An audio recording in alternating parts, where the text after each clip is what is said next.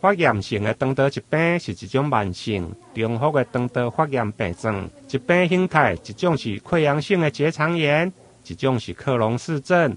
虽然台湾的盛行率分别是10%8.5%加10%2.1%，不过因为病因复杂，必须要医师正确的诊断。发炎性肠道疾病在台湾其实并不常见，在儿童更是少见。但是它的一开始的临床症状包括腹泻啊、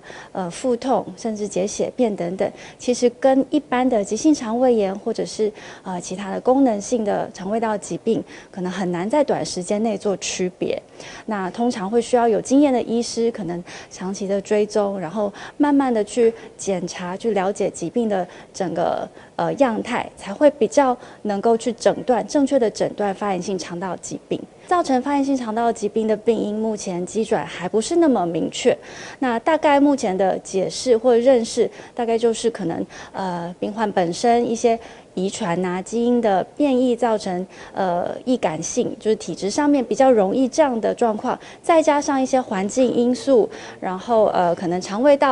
道内的菌丛跟自己的免疫系统交互作用之下，会产生这样有点免疫失调、过度发炎的慢性状态。医师表示，因为发炎性的肠道疾病，目前还无完全治好的方法，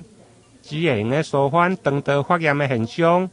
如果发生伫个儿童，嘛要特别注意是毋是有发育不良、加成长较慢的问题。台南新闻林根采访报道。